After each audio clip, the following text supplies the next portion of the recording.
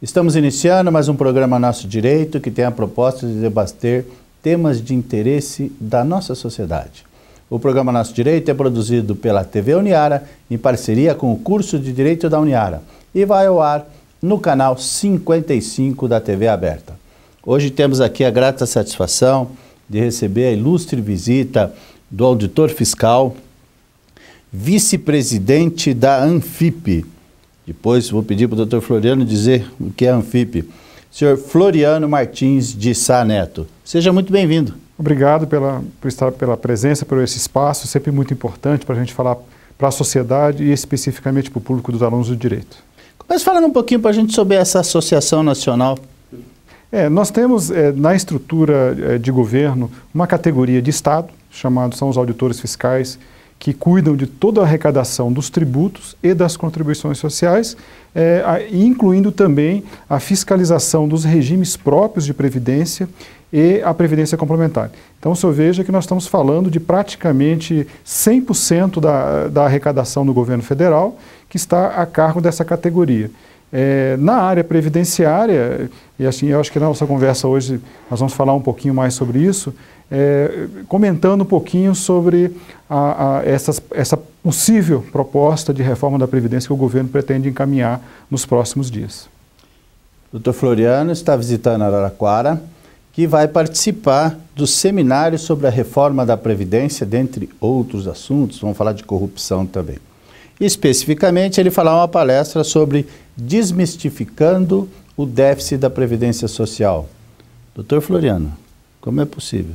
Porque essa questão do déficit da Previdência Social, ela precisa ser lida. E aí, olhando para os estudantes de Direito, vamos olhar a nossa Constituição Federal. Por que é que eu falo que não há déficit na Previdência Social? Em 88, com a nossa Constituição, a Constituição Cidadã, nós tivemos um avanço fantástico dos direitos sociais.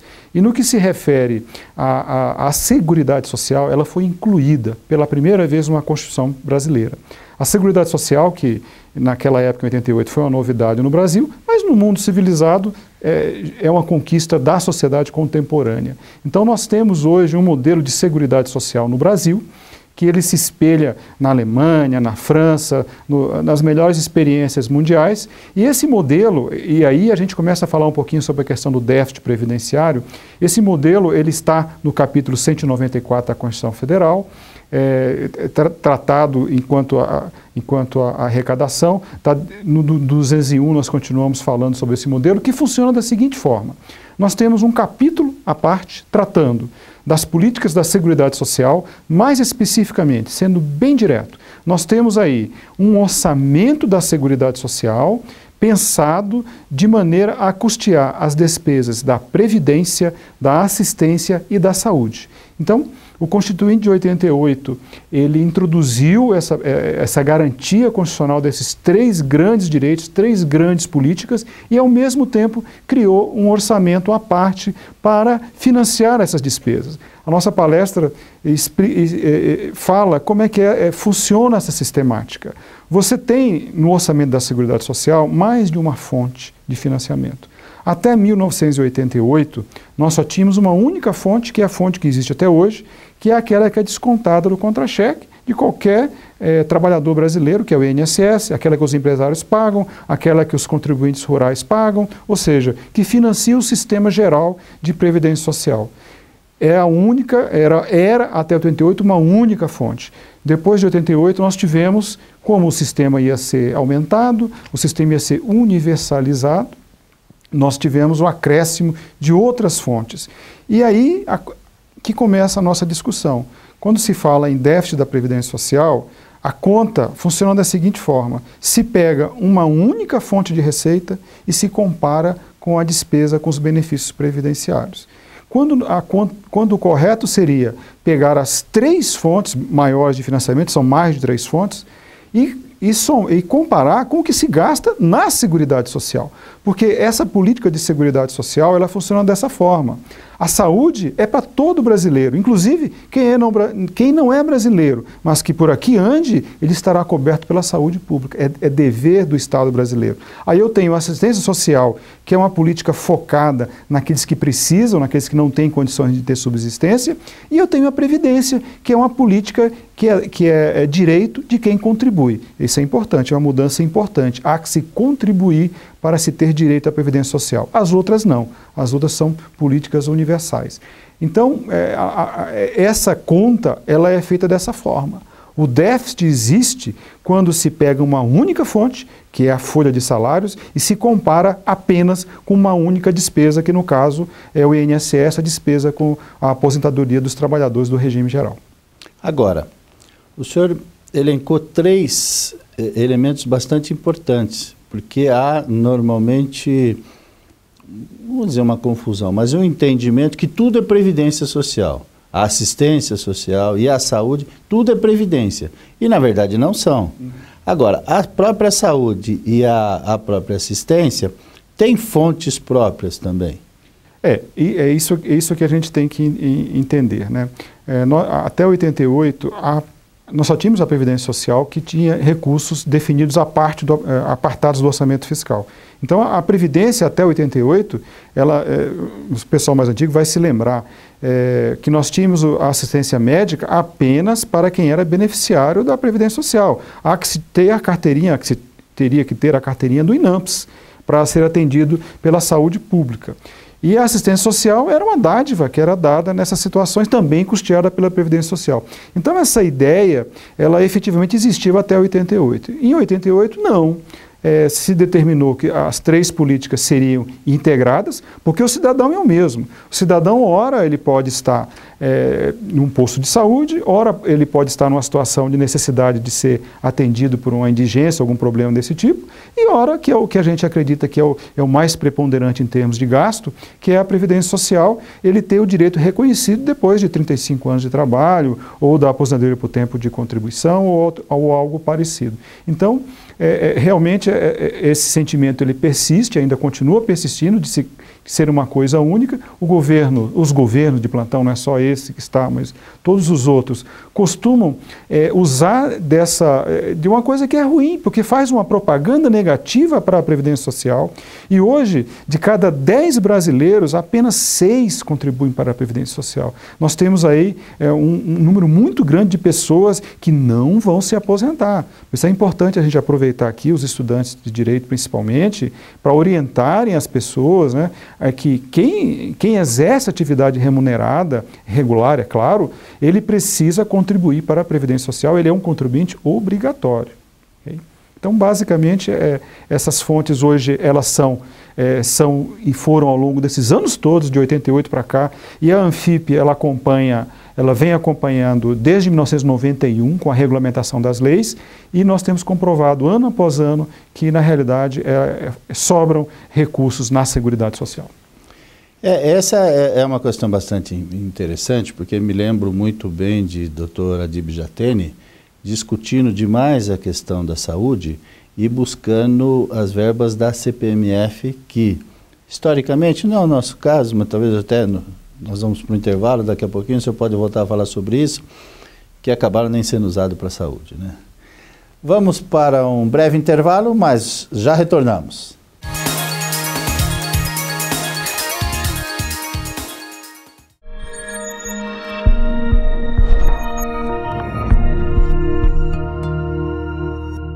Vou passar um dado importante para você. Não, estou falando de outro dado, algo que pode mudar sua carreira profissional. Você sabia que os profissionais que vão além da graduação têm os melhores salários do mercado de trabalho? E que o ensino à distância cresce cada vez mais acompanhando os avanços das tecnologias que aumentaram a qualidade desses cursos? A Uniara é uma instituição que tem tradição de quase meio século em formar grandes profissionais. São mais de 300 cursos de pós-graduação presencial e à distância, com qualidade para ampliar seus horizontes. Invista mais em você. Faça pós-graduação na Uniara. Qualidade que te leva além. Eu quis amar, mas tive medo.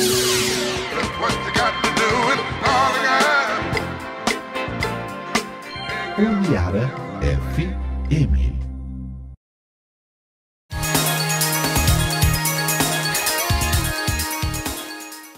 Estamos retornando com o programa Nosso Direito, hoje com a ilustre e grata satisfação de recebermos aqui o doutor fiscal, presidente da Anfip, o doutor Floriano Martins de Sá Neto. Doutor Floriano, voltando como a gente terminou, essa coisa de arrecada para isso, mas usa para aquilo. Pois é a questão da cobiça, né? A Seguridade Social, ela foi uma política que ela deu certo, ou seja, no ponto de vista de arrecadação. Nós estamos falando de números bilionários. Em 2015, foram arrecadados 671 bilhões de reais. Então, o orçamento da Seguridade Social, na realidade, ele sofre da cobiça do governante, porque foi uma política que deu certo. As contribuições sociais, elas foram sendo implementadas e crescendo, né? E aí, voltando aqui à questão da CPMF, começou como IPMF, né? Com a justificativa de que faltavam recursos para a saúde. Então, o que acontece de mais dramático e que a Anfip sempre divulga, nós temos o superávit. Aí, na realidade, você me pergunta, mas Floriano, esse superávit, ele ficou aonde? Em que banco? Em que conta? Né? Então, nós temos, na realidade, todo final de ano, o governo zera esse superávit. O que ele faz? Ele desvia, o termo é esse mesmo, os recursos são desviados e paga-se de tudo. Tá? Mas o que eu tenho a dizer assim de uma maneira, paga-se folha de pagamento, paga-se despesa do palácio, paga servidor público, paga-se de tudo com esse dinheiro. Mas tem uma coisa que eu acho que nós teremos um seminário e vamos discutir lá com mais profundidade, a questão da dívida pública. 2/3 do que sobra vai para o pagamento da dívida pública, ou seja, para o financiamento dessa engrenagem que drena cada vez mais os recursos. Então, a Seguridade Social ela sofre disso. Como ela tem uma arrecadação muito grande, o governante, na hora que falta dinheiro no orçamento fiscal, aí ele olha, opa, e aí faz aquilo. Eu convido aqui os estudantes de Direito a olharem o capítulo da Seguridade Social e verificarem uma coisa interessante. No orçamento da Seguridade Social, nas fontes, nós temos lá um artigo que diz o seguinte: se faltar dinheiro na Seguridade Social, o orçamento fiscal do governo tem que socorrer a Seguridade Social. Mas, ao longo desses anos, nós tivemos justamente o contrário. A Seguridade Social socorrendo o orçamento fiscal através desses desvios sistemáticos. E, a princípio, ao que me recordo, sem uma base legal. Sem base legal. Infelizmente, a Seguridade Social é aquela história. A nossa Constituição ela tem os seus defeitos e tem aqueles por omissão, né? E a Seguridade Social é um deles. Ela foi pensada para criar-se um Ministério Único da Seguridade Social, que seria o contraponto a um Ministério Econômico. Esse aqui fica com o orçamento fiscal, esse aqui fica com o orçamento da Seguridade Social, cada um cuida, né, das suas ações integradas, nunca se cumpriu efetivamente o que a lei mandava. No caso do orçamento da Seguridade Social, veja como como o sistema foi pensado de maneira inteligente. Você reuniria as áreas que faziam as políticas públicas da saúde, nem precisava ser ministério, pode ser um ministério único, saúde, previdência, assistência social. Definia-se o tamanho do programa para o ano seguinte, num processo de orçamento, e aí então você definiria o quanto, ou seja, que seria arrecadado para se cumprir essa determinação constitucional. Isso só funcionou no primeiro ano. Aliás, não chegou a funcionar, porque no governo Collor, eles, na hora que viram como é que a coisa ia funcionar, que a sociedade estava se organizando para usar os recursos na saúde, principalmente, que eu acho que hoje é a grande área que está sendo prejudicada enormemente no nosso país, não que não tenha outros problemas, mas na questão de não se dar o recurso à saúde. Só funcionou no primeiro ano, mas imediatamente o governo Collor já destituiu essa junta orçamentária por medida provisória e nunca mais se reuniu. Então hoje, o orçamento da Seguridade Social, que deveria ser feito à parte, de maneira apartada, ouvindo-se as áreas das 3 políticas públicas maiores, ele é feito burocraticamente na mesma prancheta que se faz o orçamento fiscal, o orçamento das estatais e o orçamento da Seguridade Social, sem a participação da sociedade. E falando em orçamento, me ocorre uma situação aqui que todo ano a gente se depara. Vem a questão dos aumentos para a Previdência, que não se equiparam com o do salário mínimo, e o governo diz, se eu der esse aumento para a Previdência, o país quebra. Pois é, assim, como eu estou prestes a completar 30 anos de Previdência Social, então a Previdência quebrou 30 anos e ela está aí hoje pagando, continua pagando, vai pagar os seus benefícios em dia. Aos aposentados que estão com medo, não se preocupem, o sistema é viável, ele tem sido superavitário. Nessa crise econômica vai diminuir o superávit, vai, mas ainda esse ano ainda teremos superávit. E se faltar o dinheiro, o orçamento fiscal é obrigado constitucionalmente a cobrir. Então, isso é feito geralmente, o governo vende essa imagem que a gente reclama demais, porque a Previdência é mal falada, mas ela é a maior política pública que o Brasil tem. Nós temos hoje 70% dos municípios brasileiros, 70% dos municípios brasileiros recebem mais dinheiro da Previdência Social do que do Fundo de Participação dos Municípios, que é para os municípios pequenos é a principal receita. Tem município que não tem receita, só tem a receita do FPM. E a Previdência consegue esse prodígio. Com toda essa quebradeira, entre aspas, ela transfere mais dinheiro para o município e tem municípios que funcionam basicamente nos 10 dias que a Previdência do regime geral paga. Então ela transfere mais dinheiro e esse dinheiro não tem desvio, porque esse dinheiro vai direto para o bolso do aposentado. Já os demais a gente não pode garantir. Quer dizer, dá certo, é possível. Pois é, nós temos lá em Brasília agora uma frente parlamentar para se contrapor a essas propostas que provavelmente virão. E o que nós temos dito basicamente, o problema da Previdência é gestão.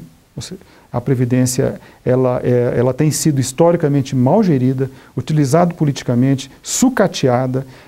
Nós temos ainda problemas, convivemos com fraudes, ainda convivemos com essa praga. Então a gente poderia melhorar muito as contas públicas da Previdência Social nesse conceito mais restrito. E hoje qualquer órgão público precisa disso, fazendo um autêntico choque de gestão, profissionalizando, treinando, capacitando os seus funcionários, seus servidores. Não digo que não se deva mexer, não se deva atualizar o quadro de benefícios, principalmente numa coisa que a Previdência não tem. Hoje a Previdência não tem um único atuário nos seus quadros. Eu me pergunto por um plano de saúde que todo ano ele faz a conta para dar o reajuste. A Previdência não faz essa conta. Então a gente está propondo, na realidade, é isso. A Previdência tem que começar. Primeiro, o governo tem que fazer o dever de casa, melhorar a gestão da Previdência Social via INSS, melhorar os mecanismos de fiscalização e depois pensar em retirar direitos. Já estão mitigados, porque quando se fala em reforma da Previdência agora, é uma falácia. A reforma da Previdência já vem acontecendo ao longo dos últimos anos. Recentemente nós tivemos uma grande reforma nas pensões, que não são mais integrais e não são mais permanentes. Tivemos, por exemplo, seguro-desemprego, que também a gente pode ser considerado um benefício de natureza previdenciária, também uma grande reforma. Então as reformas vêm acontecendo e vimos assim, com muita preocupação essa discussão assodada, de querer, por exemplo, igualar a idade da mulher com o homem para a aposentadoria, ou então de mexer com a aposentadoria do trabalhador rural. São questões que o governo acaba usando, como eu disse aqui em off, usando de muleta, justamente para poder esconder, na minha modesta opinião, uma incapacidade ou uma incompetência administrativa. E, na verdade, até para poder utilizar o próprio recurso, que é da Previdência, mas não na Previdência, para cobrir, para zerar no final do ano. Né? Quer dizer, mas é algo certo que dá certo e basta a gente poder ter homens, pessoas, como o senhor está demonstrando aqui, para que a gente possa ter uma boa fiscalização, não só uma fiscalização de quem paga, mas uma fiscalização de quem recebe, principalmente, que é o governo. Doutor Floriano, nós estamos chegando ao final do nosso programa. As suas considerações finais, por favor. Agradecer a receptividade aqui em Araraquara, uma palavra direta para os estudantes de Direito, realmente se empenhem, defendam o povo, defendam a causa da viúva, porque isso é bíblico. Vamos em frente, todos juntos, porque nós queremos construir um Brasil melhor para você e para todos nós. Nós queremos agradecer demais ao doutor Floriano, ele que está sendo trazido aqui pelo Sindifisco, que é a Delegacia Sindical de Araraquara, a quem rendo todas as nossas homenagens aqui da Uniara. Já é o 2º ano que fazemos esse seminário sobre Previdência e diversos temas que vão abranger a Previdência. O nosso grande abraço ao pessoal do Sindifisco e quero particularmente agradecer demais a presença do Dr. Floriano aqui no nosso programa Nosso Direito, que se encerra nesse momento, mas nos vemos a semana que vem. Até logo.